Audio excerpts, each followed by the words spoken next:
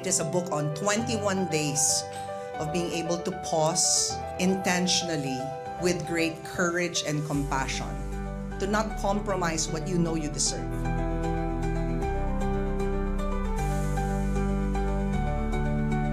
Welcome everyone to Moment with Coach Pia. Mga ka-moment, hi! Day 17 na, the courage to keep choosing yourself. I would love for this sharing to begin by the fact na sinabi ko, mahirap isulat tong day 17. Hindi tayo sanay sa kultura natin na piliin ng ating sarili na hindi tayo nagigilty o hindi kaya masabihan ng iba na, bakit ka may courage for yourself? Hindi ka ba mayabang? Ganon. Kaya medyo controversial siya. Ang guest natin ngayon ay highly versatile Filipino personality who has successfully transitioned from a celebrated teen matinee idol to a renowned chef, restaurateur, and entrepreneur. His self-made journey, starting as a teenage waiter and his ability to reinvent himself in the culinary industry are considered his most special attributes. Raised in a challenging environment in Manila, he worked various jobs to support his family, including selling food, which fueled the drive for success. He began his career at the age of 16 working at Tia Maria's bar restaurant as a waiter, bartender, and kitchen staff before entering show business. He rose to fame in the late 1990s and is best known for his on-screen partnership with Jolina Magdangal, starring in hit TV series like Gimmick and films like Loves Ko Si Babes. He has won several acting awards including Best Actor for the horror thriller Kutob in 2005 at the Metro Manila Film Festival and the Best Supporting Actor nomination for Ang Tanging Ina. From actor to chefpreneur, he has established over 40 restaurants in the Philippines including Sumosam, John and Yoko, Marcianos, and Mr. Kurosawa. And last year, his restaurant Kochi, which specializes in Spanish-style roasted suckling pig or cochinillo, was awarded the prestigious Bib Gourmand by the Michelin Guide Philippines. Mga ka-moment, let's all welcome Mr. Kochi himself, Marvin J. Marquez Huyugan. Hi, Marvin! Hi, Coach Pia. Thank you for gracing us with your presence today. Thank you for the kind words and summarizing my life. Nakakakilig pag naririnig mo yung pinanggalingan mo, pinagdaanan mo. Masarap marinig kasi nasasarapan ako ikwento yun kasi parang napupulutan ko ng aral yun for other people. Nice. So, tuloy na natin yung kwentong yon. Kasi yung day 17, the courage to keep choosing yourself, having come from the background that you have to where you are today, ano yung naging secrets to that? I guess kasama nga yung sarili sa pagpili ng mga bagay na kailangan mong gawin. At lagi ko itong sinasabi with my team and with my kids, yung paninindigan. Kasama yung of course, nung bata ka, hindi malinaw na kasama pala yung sarili mo. Kaya minsan pagtanda mo na pag sinasama mo na yung sarili mo sa pagpili ng mga bagay-bagay at paninindigan, para siyang bago, pero hindi pala. The most basic part is actually we choose ourselves because when we wake up in the morning, kasama mo sarili mo, di ba? You drink water, sarili mo yung pinaiinom mo. So actually, without knowing that we are choosing ourselves in every moment, in the important and basic moment of our lives, kasama siya. Kaya lang minsan nga sa pag marami kang responsibilidad sa buhay, tulad ng pinagdaanan ko din, akala mo, hindi mo pinipili yung sarili mo. Yun pala, kaligayahan mo pala yon, yung pinipili mo yung ibang tao. So, partly, you actually kasama yung sarili mo sa pagpili ng ibang tao. The way you've broken the glass ceiling, yun yung feeling ko talaga eh. Kasi nung inisip ko, sana mag-guest ko si Marvin. Yeah. Dahil kakaiba the pride that you've given us, no? Especially since we know, hindi yun naging, hindi ka nagsabing, okay, nanalo na ako ng mga award, pwede na ako. You're not that type of person kasi. Ano yung nangyari sa buhay mo? Let us know, mga ka-moment, para makita nyo rin ano yung para sa inyo na nangyari naman sa buhay nyo. What are those milestones in your life that so core to you, that makes you who you are? Kung sisimulan natin sa pagkabata, which is 10 years ago, Yeah. Nax. Na I'm 47 now, so you asked kanina, Coach Pia, kailan ako nag-start magtrabaho. If I could remember it correctly, at age 12, I was already helping my mom, the family. So 12, 13, 14. Kasi nung binabacktrack ko rin yung buhay ko, parang teka lang, ano tong dami kong trabaho? Pero nagsimula akong mag-artista pa 17 years old ako. So, teka lang 16 pabalik, ang dami ko nang naging trabaho. I would actually go to Tutuban in Manila to buy jeans, shirts, at kung ano-ano pa para ilako sa kapitbahay. And I ended up actually supplying one of the boutiques in Muntinlupa kasi doon kami nakatira. So, I would probably be only 14 years old at that time. Nag-jeep ako, nag-LRT ako, makikipagtawaran ako kasi may dala akong pera na naipon ko. Tapos, yun, babalik ako, bebenta ko, tapos lalago. So, sabi ko, 14? Sasakay ako LRT? Nadala ko malalaking bag yun na hindi doon natatapos. Wala pang tubig sa amin. So, minsan, kailangan mong mag-igib sa next street.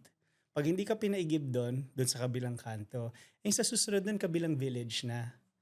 So, kita nyo naman, hindi naman matatangging maliit ako ngayon. So, mas maliit pa po ako ng 14, 15, or even 12 years old. So, I would carry, heavy, ano bang tawag doon? Hindi balde kasi matatapan. Yung container, yung dalawa yung basa, gano'n.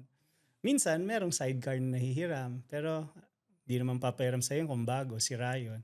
So, tinutulak ko yung sidecar na yun sa kalye. So, nung bina-backtrack ko yun, I guess, it's a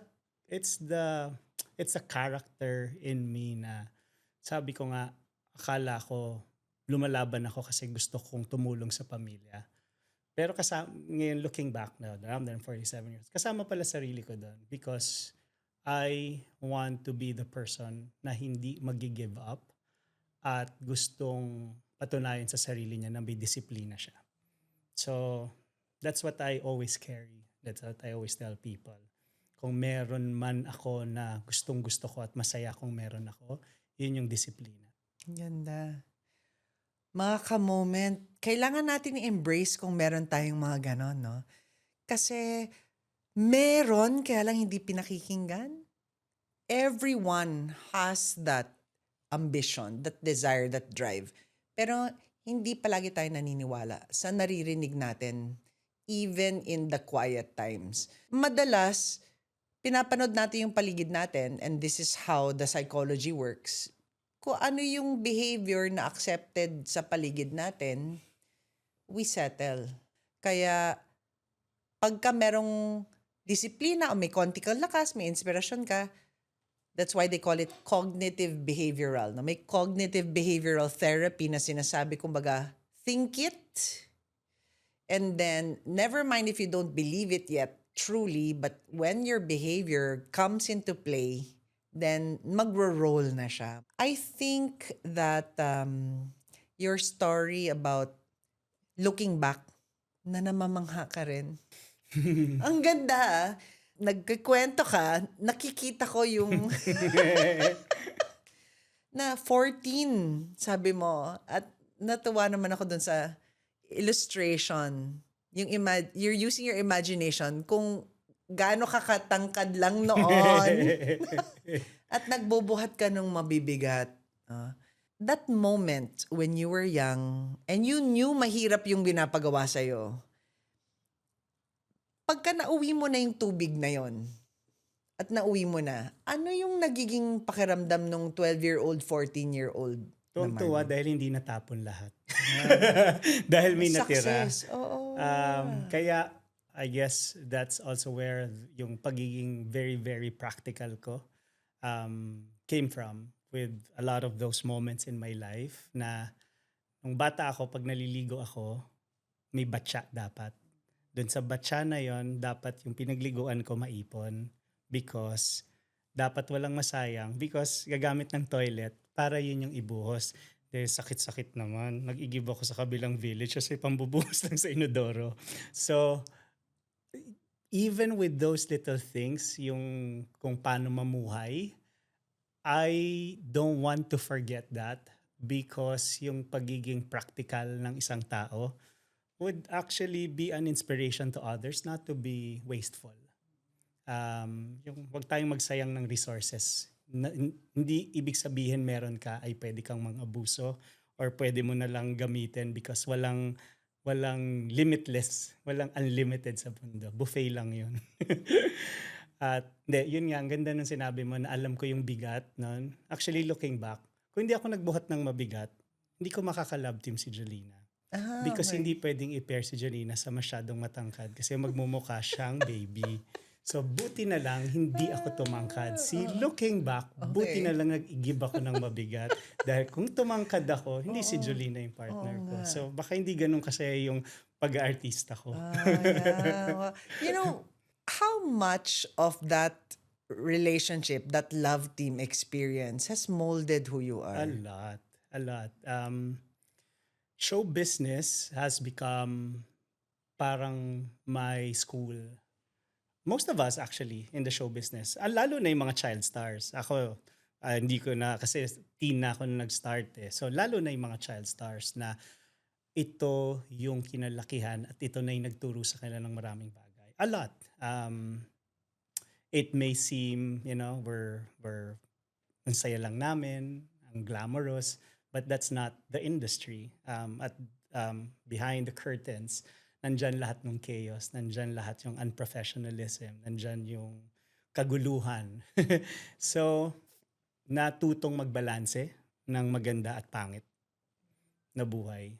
And I guess that's what one person actually needs to have in his or in her life para masabi niyang natuto siya pag na-experience na yung pangit at maganda sa buhay. So, I've experienced both of those in a very glamorous setup, in a Yeah. very entertaining setup na kung bata ka, matutuwa ka kasi parang, uy, bright lights, lahat sila sinisigawan, pangalan ko, naririnig ko lagi, uy, the attention is there. Pero pag lingon mong ganon, yung gulo at hirap at puyat at meron ka mga bagay na gusto mong gawin na hindi mo magawa, lahat yon na parang binabalanse mo inside you. Kaya napaka-importante ng mga taong nakapaligid sa'yo to make you help understand na hindi matatakasan ng mga bagay na yan. Kailangan mo lang pagdaanan, kailangan lang mong maintindihan bakit. Then, you'd actually come out, hopefully, a good, better person. Yeah. Tell us more about that. Kasi yung mga ka-moment natin can identify with that na parang yung mga taong nakapalibot sa'yo. How important is that when you're going through troubling time? Oh, very important. Kasi if you're going through difficult times, that's when you are so unsure of yourself. That's when malabo ang mga bagay-bagay. Walang clarity, walang confidence, bagsak ang self-esteem. So, very important those little voices or those parang mm, mga mga advice na minsan hindi mo kailangan na bigla na lang sasabihin sa iyo at maririnig mo na kung ikaw ay naliligaw, kakapit ka 'di ba kahit saan. Baka makapitan mo yung hindi maganda towards a direction na I'd always say, we're all parang work in progress. Lahat tayo naka-character development. So, hindi naman masama dahil choices at paninindigan naman na hindi naman laging perpekto yung dadaanan mo. But yung ligaw na pwedeng mangyari sa buhay mo, minsan, it would just be more difficult. Pero naniniwala naman ako sa capabilities natin na kaya natin malagpasan lahat.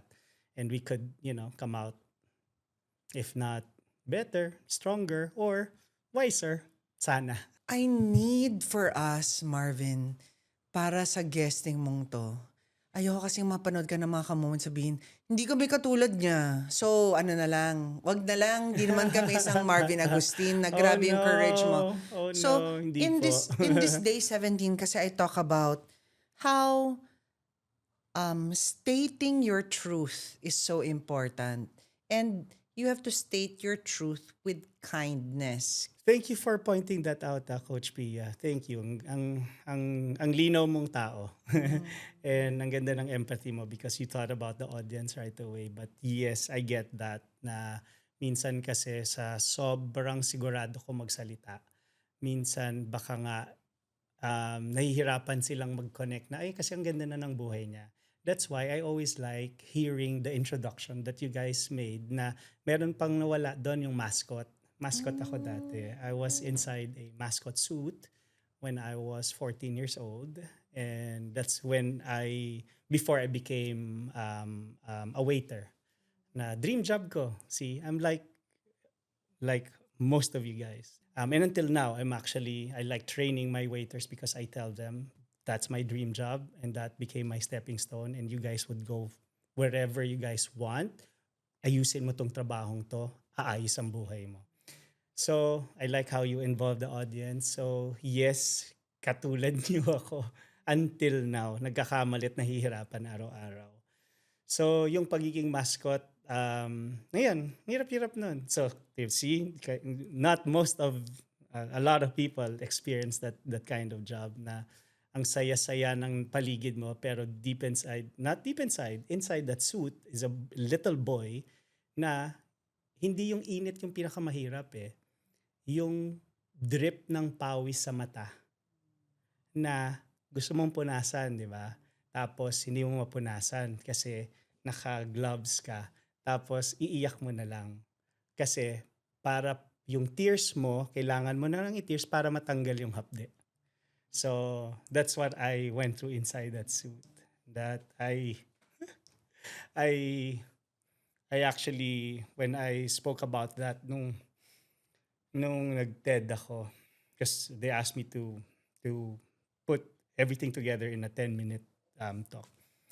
It's not being in TED that's the most frightening for me. It's actually summarizing my life in 10 minutes and be an inspiration. Even I know it is very, very hard for me to speak what I went through in life. God, hindi ko tinasahan.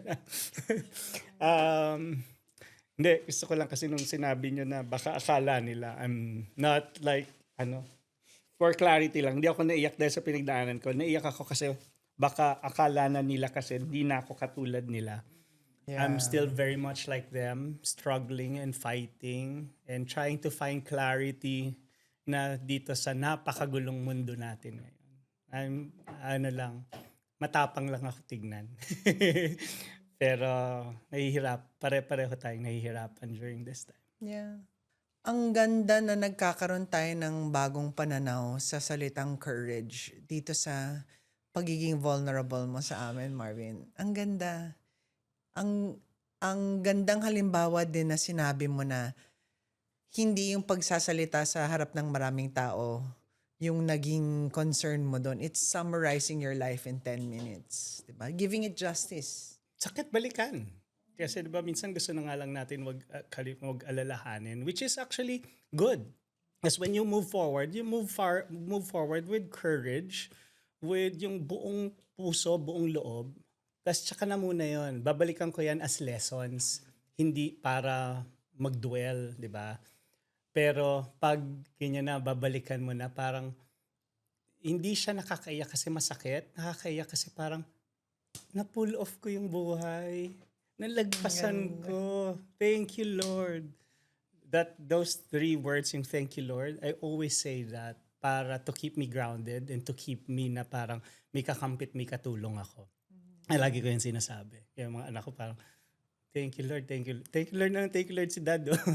Ayan. So, because I always say that. Masarap na pagkain, biglang masayang moment. Oh, wow, thank you, Lord. Sayang na moment. Ayun. Sarap may kakampi, oh. See? Nakala nila sobra kong confident. Naghahanap ako lagi pa rin ng kakampi. Meron akong nakikitang side of you that para sa mga ka-moment natin, magbubukas yan ng opportunity na maging honest sila sa sarili nila. Hindi nila alam eh. While I was going through the chapter of your book, parang excited ako to be here to share. Pero isa sa pinaka-excited akong gusto kong sabihin, yung honesty sa sarili. When you're tired, meron akong kasabihan yan dati. Kasi nung nagmaalaala mo kaya ako yung life story ko, I kind of co-wrote it because I wanted it to be closest to what happened to me and to what I used or how I went through life. Nasabi ko doon na yung part ng pagiging honest sa sarili na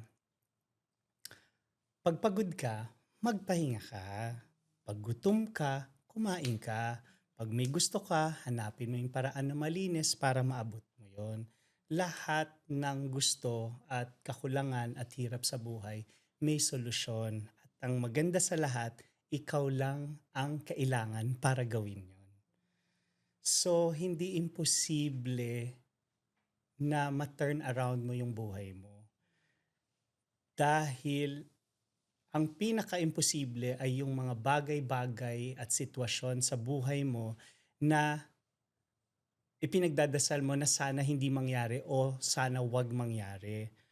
But those situations kasi hindi mo matatakasan o hindi sila pwedeng hindi mangyari in a lot of times.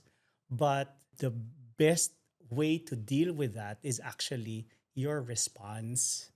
So, these situations, hindi mo maiiwasan at hindi mo mababago. Pero kaya mong mabago yung outcome nun kung formula ko to. Kaya medyo gusto ko siyang Ganda. i-explain. Yung situation natin, yung outcome, ang kailangan lang dyan is the response from you. Is how you would respond as a person. So parang ang hirap ng sitwasyon, may magagawa pa ba tayo? Pero may magagawa ka, how you would respond to that mahirap na sitwasyon para somehow pwedeng maging madali ang buhay o gusto mo yung pwedeng mangyari. So that's kind of the formula that I would actually teach my managers, my leaders, that hindi ko kayo ine-expect maging perfecto sa araw-araw o yung, di ba nasa restaurant business ako, na yung service natin, kailangan sobrang perfect, walang magkakamali. Hindi ko kayo ine-expect doon. Ang ine-expect ko sa inyo is your response. When there is a hard situation or when there is a mistake, what is your response to make a good outcome or a better outcome for you, for the people around you? Iyon. Kaya hindi ko sila sinasabihan na huwag matakot. Matakot ka. Kasi nakakatakot naman talaga pag hindi mo pa alam yung mangyayari. Pero dapat buo ang loob mo at matibay yung loob mo to respond better. Lahat ng sinabi mo, nakakatuwa kasi for our mga ka-moment who are thinking of their own family members who, madalas kasi ganun Marvin eh. Nakikinig ang mga ka-moment natin ng podcast natin. Tapos inisip lang, sana nandito yung anak ko para maninig niya yung sinabi niya. Sana nandito yung best friend ko. Sana nandito yung mister ko. Iniisip nila yung ibang tao sana nakarinig nung sinasabi mo. And a big part of the courage is being comfortable in the silence. Because everything that you just stated, hindi naman yon dumadating lang kaagad na ma-express yung sentences. May comfort tayo na pag tahimik ang lahat, you are with yourself, inaalam mo, ano ulit yung nangyari? So comfort in the silence actually is a great soil for the courage that is needed. Ganda nun. Marami kasing takot sa silence. Siguro swerte ako dahil introvert ako. Nakakala nila actually hindi sila pag sinasabi ko yun, hindi sila makapaniwala na introvert ako. It's just that, galing tinan mo. Dahil bata, flexible, hindi ako pwedeng maging introvert. Dahil kailangan ko mag-perform sa buhay. Kailangan ko magtrabaho, kailangan ko mausap ng tao. At ang galing pa, napasok ako sa show business, mas lalong nahasa yung performance ko. So I know when to be not an introvert. So, ang galing ng naturo ng buhay sa akin. And yan yung kakampi ng introvert silence. Ang sarap pag mag-isa. And I enjoy actually being alone. Kaya siguro, luxury sa akin at guilty pleasure ko yan na sarili ko lang ang kasama ko. Kakain ako mag-isa o manonood ako ng sine mag-isa o magta-travel ako mag-isa. Hindi ako natatakot mag-isa. Ang sarap kasi that's when you would be able to reflect and be really totally honest. Walang ingay, walang yung bigla na lang may sasabat at sasabihin sa'yo na ganito na madidistract ka. Ang sarap kasi wala ka ng ibang masisisi. Kundi sarili mo na lang. So mas nakikilala mo at makikilala mo yung sarili mo. And that's one thing that I actually liked about the chapter. And I guess it's, a good way for us to tell the ka-moment. Hello, dito po ako sa inyo. That's one assignment na sinabi ko sa sarili ko na gusto ko sanang i-share sa mga tao. Na sana kilalanin nila yung sarili nila. Pag mas kilala nila yung sarili nila, hindi ibig sabihin ito kilalanin nila yung magandang parts ng sarili nila. Kilalanin nila yung pangit about themselves. Not because to down themselves or to, sabihin na mahina ka, but to work on them. Kasi tulad ng sinabi ko sa kanina, yun ang gift ng buhay. Kung tutuusin, sarili mo yung kailangan mo to do a lot of the most important things in life. Sarili mo at desisyon mo.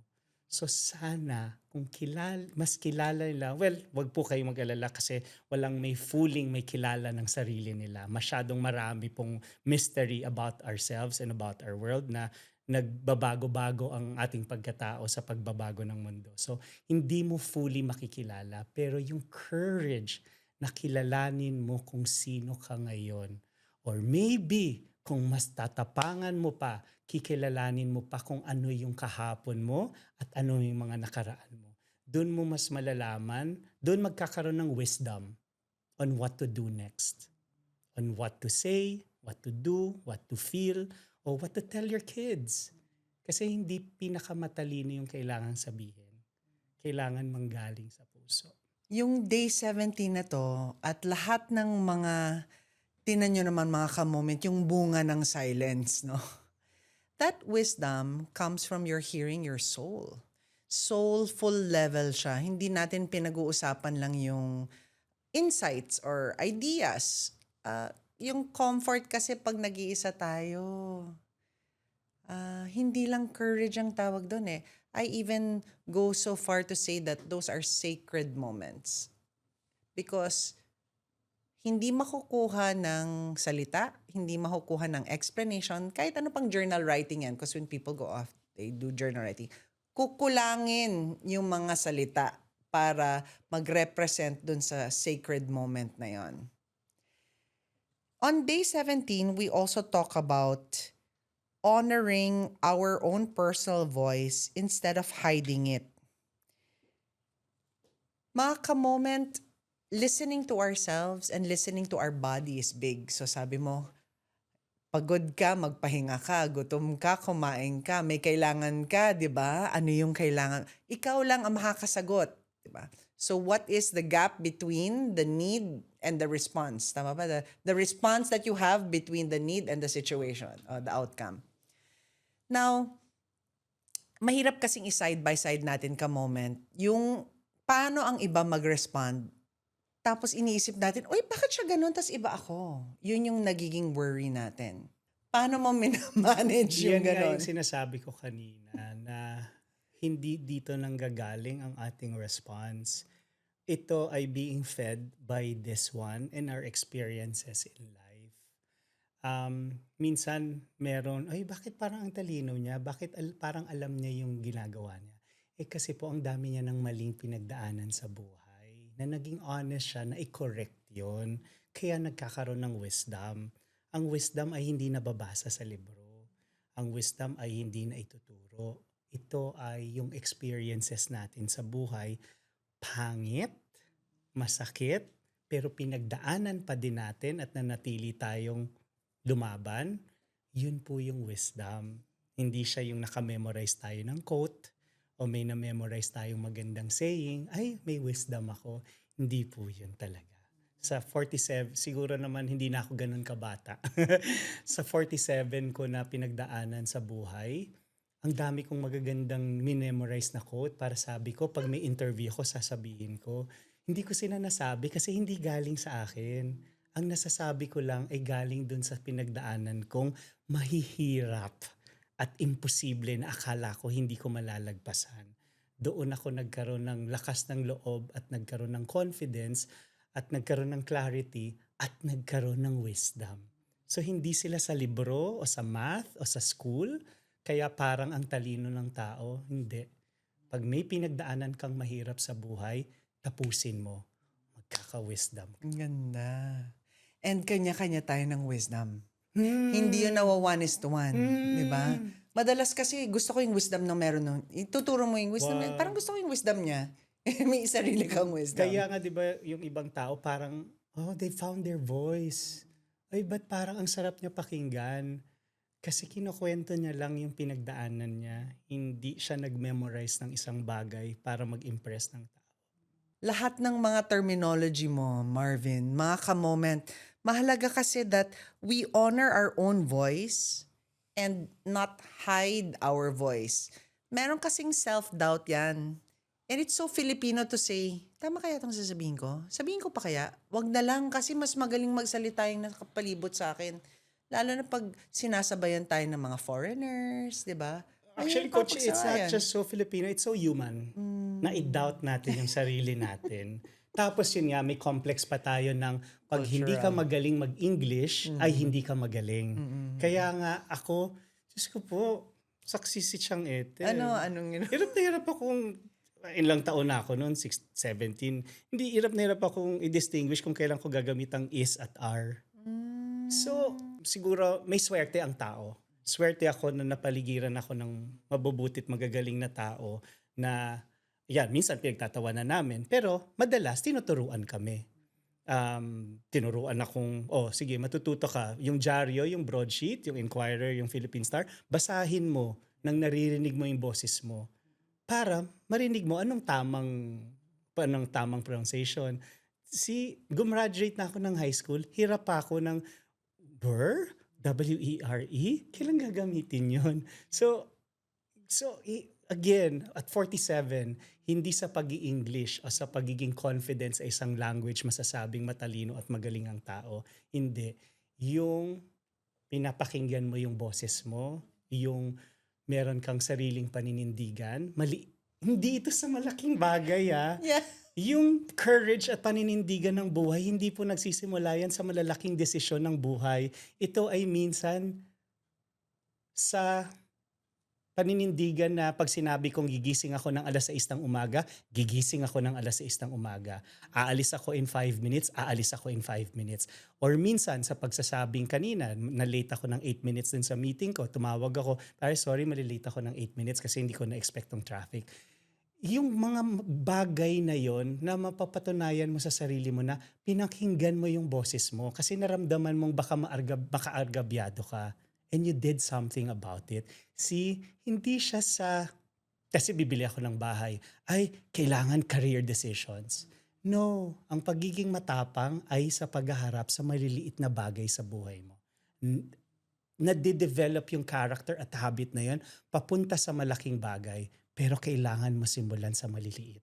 Na pag sinabi mong, 1 cup of rice lang ako, hindi ako magto 2 cups of rice.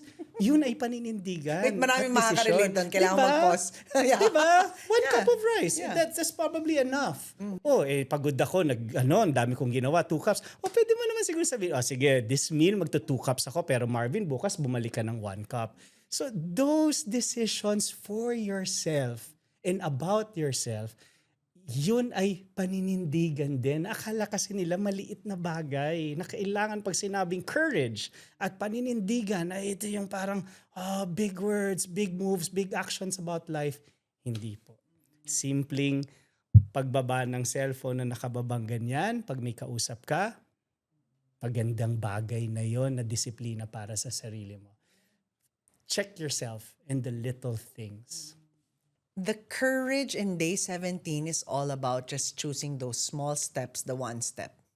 And the one step at a time kung saan hindi mo kino-compromise yung alam mong level of presence that you deserve.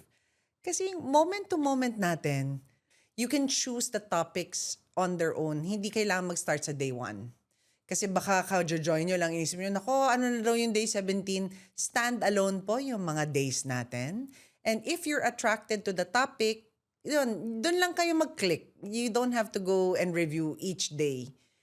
Yung one step at a time na yon, yung pagbaba ng cellphone, yung pagsasabi sa mga tao that you will be 8 minutes late, it is a level of respect that you can give because you have that kind of respect also for yourself. Okay. Saan mo binuno yung respect for yourself na yan? Para yung mga moment din natin magsabing, meron din akong ganun, parang kaya ko yun. It's intentional. Pinili. Sabi ko nga lahat tayo ay work in progress at dumadaan sa character development. Pinili siya na respetuhin ang sarili. Lalo na nung mga panahon na hindi mo makuha yung respeto sa ibang tao. Yung panahon na, syempre di ba, alam ko to dahil pinagdaanan ko to, yung hirap na hirap ka sa buhay, walang-wala ka sa buhay. Pag hindi mo pa siya niramdam sa sarili mo, wala ka ng source of respect. Because wala pa eh. Wala ka pang sinasabi sa buhay, wala ka pang narating. Sinong re-respeto sa'yo? Ang gulo ng pamilya, ang gulo ng buhay, magulo ang bahay. So, wala kang source ng magagandang bagay at nangyayari. So, kailangan, hindi ko man alam pa nung bata ako, pero parang pinanindigan ko yon na ang sinabi ko lang nun, ayokong pagtawanan ako. Ayokong maging katawa-tawa ako na tao. Kaya early on pa lang, yun, nagtrabaho, nagsumikap, walang tubig, mag-iigib, walang reklamo, laban ng laban. Of course, syempre nung bata ako, may reklamo yun.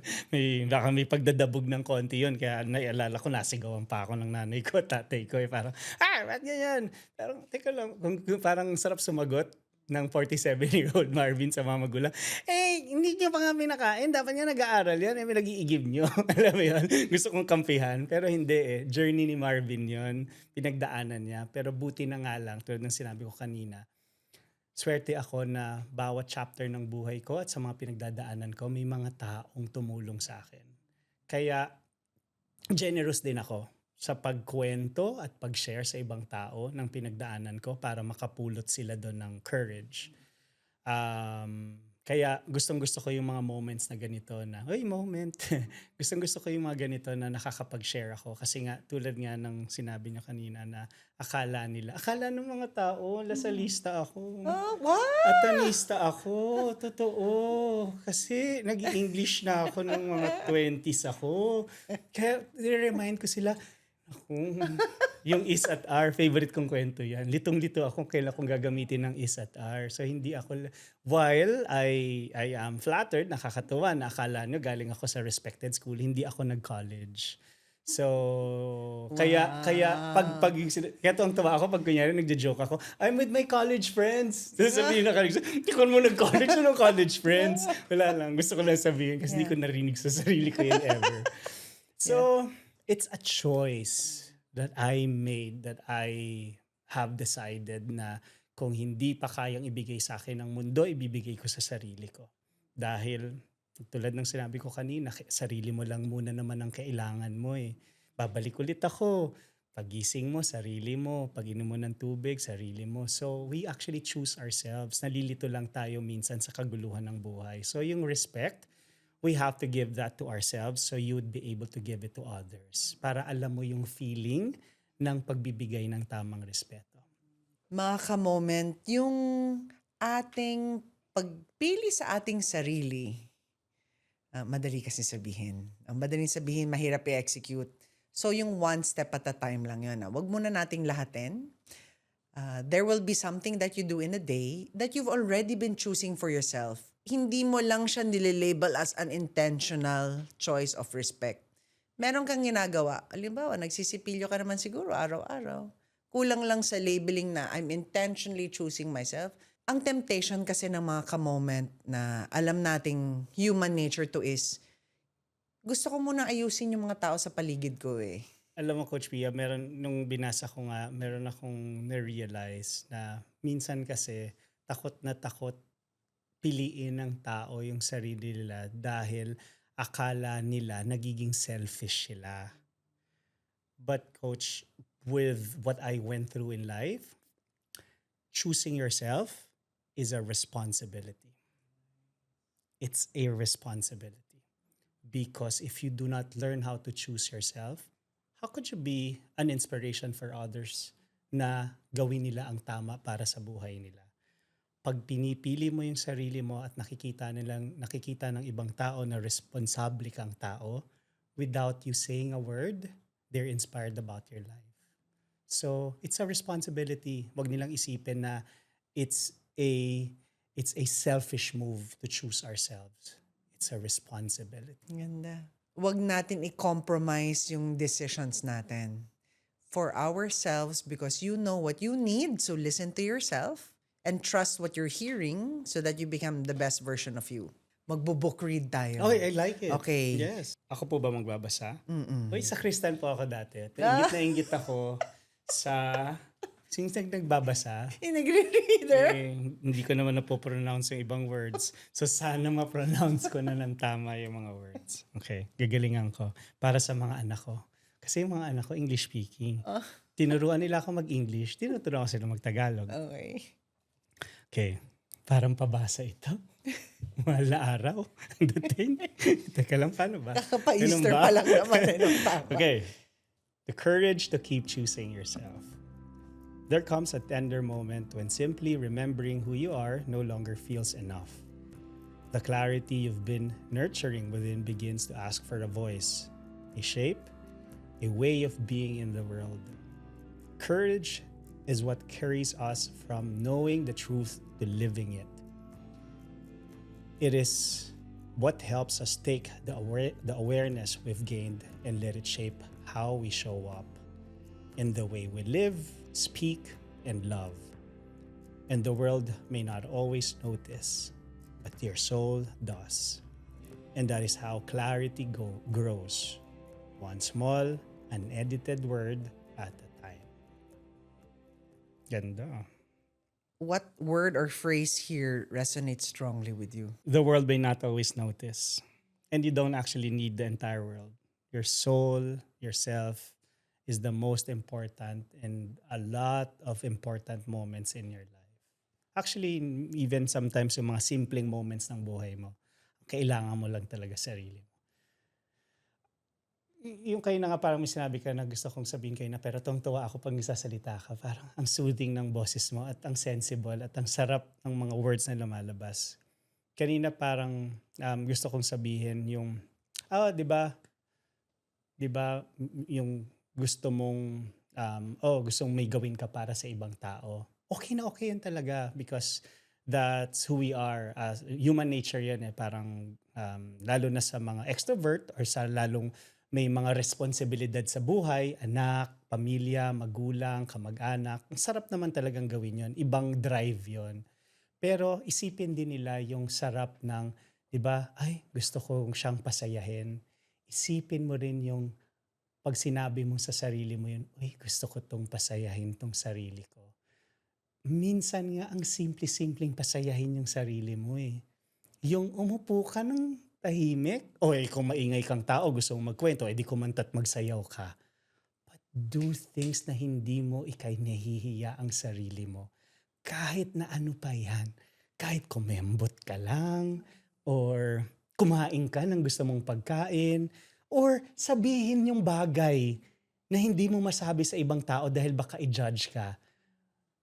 Pag ginudge ka ng sarili mo, loka-loka na tayo nun. So, wag ka umabot na ginudge mong sarili mo. You can be honest, you can be straightforward, and you can say anything and everything to yourself dahil ikaw lang yun at maiintindihan ka. So, alam mo yun, wala kang ibang kailangan para pasayahin ang sarili mo. Pero kailangan mo lang kasing matutunan na piliin yung sarili mo. Yeah. The energy that comes from your sharing, mga ka-moment, biyaya yung magkaroon ng mga guests katulad ni Marvin na umaapaw. Grabe yung abundance mentality. Grabe yung pag nag-share ka, hindi lang yung salita, hindi lang yung kwento, pero yung nararamdaman namin kapag ka binabahagi mo ang wisdom. If and when, imagine niyo lang to mga ka-moment, if and when, nag-hold back si Marvin sa kahit anong kinikwento niya sa atin ngayon. Na alam mong meron ka sanang gustong gawin, meron ka sanang gustong sabihin, meron ka sanang gustong i-share kasi you're so passionate about it, pero you hold back. You hold back because you're just saying, it's not worth it to share. All of those negate or take away kung ano yung katotohanan, kung ano yung kaugnayan na dapat nangyari, ano yung biyaya sana na nangyari sa conversation na ito. So you hold back sa makilala ang iyong sarili dahil iba yung magiging bato sa'yo kapag gano'n na lang ang confidence mo and the courage of being yourself. At akala ba nila sila lang natututo pag may nagsasalitang tao? I acknowledge this and I recognize this that when I say these things, normally and most of the time, nadja-justify sa sarili ko na, ay alam ko pala yun. Kasi narinig ko yung sarili ko na minsan kasi nandun lang siya na wala kang nakakausap na ganitong bagay because wala naman akong kausap na coach lagi that I can freely talk about my life. Napaka self-centered ko naman na pag pumasok ako ng meeting, sarili ko yung pag-uusapan ko. I'm just actually allowed now to tell you my story. That's why I can. And it feels good. And I learn from what I went through. Naiyak pa nga ako kanina sa sarili kong storya. Diba? Because like what you've said, Coach, we need to open up. We need to hear ourselves. Hindi to parang dapat naririnig mo lang yung magulang mo, kapatid mo, asawa mo, kaibigan mo. Diba yung sarap ng merong kumakausap sa kanila, apply mo sa sarili mo. At Coach, ganito kasi ako, animated ako. Kanina, sinabi ko na papunta ako dito. Marvin, medyo dapat Talaga? Pag sinabi mo yan? See, that is my relationship with myself. Dapat medyo cool naman. Yung cool, yung napapanood mo, Coach, hindi ako yun. Ganito ako. Yan, ang ganda. So, di ko napigilan. Ito mo kanina, pero medyo pigil yung kilos ko. Wala na nakapagkwentuhan na ako Yeah. Wala pang drinks to. So, may passion ako with hindi sa mga narating ko. May passion ako sa paano nararating ang mga bagay-bagay. Doon sa sistema at doon sa disiplina kung paano marating ang buhay. Doon ako fascinated. Fascinated ako with our journey. Fascinated ako sa paano tayo mag-isip. Kasi bawat taong sa dami ng nakakausap ko ngayon dahil nasa restaurant business ako. Natutuwa ako na ibang-ibang klase ang tao. At ibang-ibang klase ang taong mag-respond.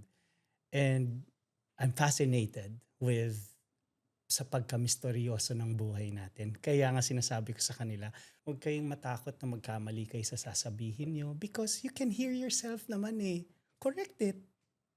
At even if dun sa kasama mo, pwede mong sabihin, I take it back. Hindi yan ganyan yung pag supposedly gusto kong sabihin sa'yo, ganito yon.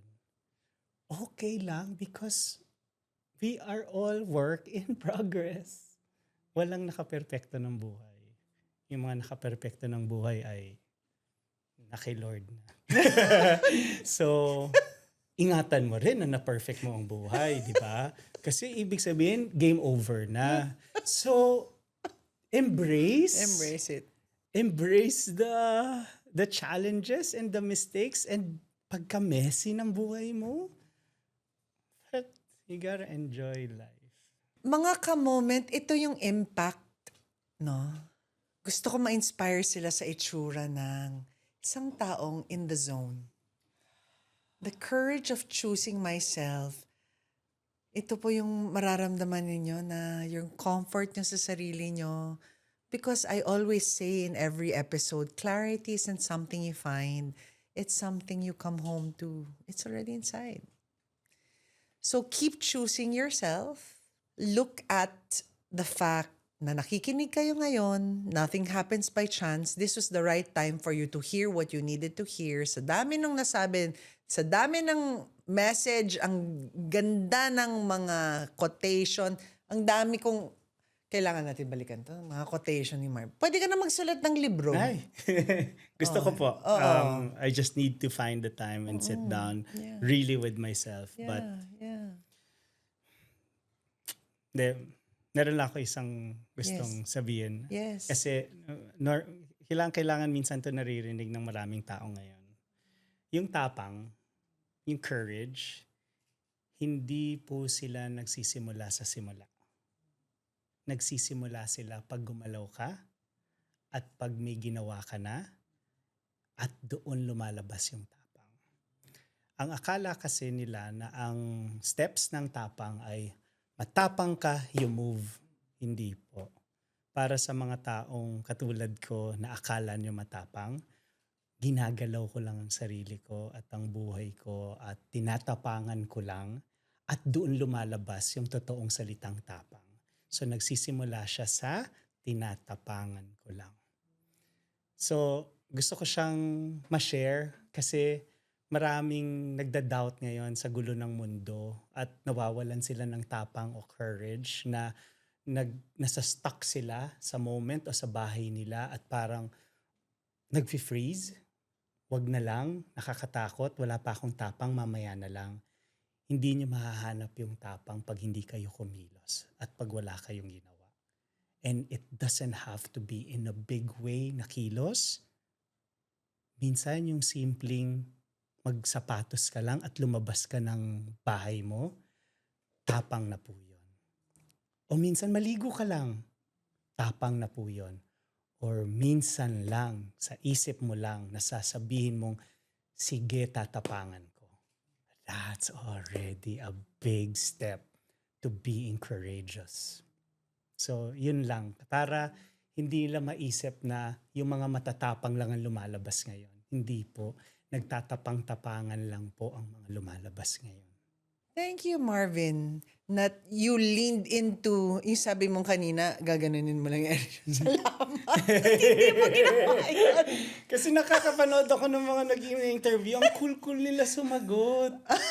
Tapos pag napapanood yung sarili ko, ang laki-laki ko sumagot. Sabi ko, kailan ko kaya matututunan yung chill lang. Pero hindi po ako yun, so hindi ako magpapanggap. Yeah.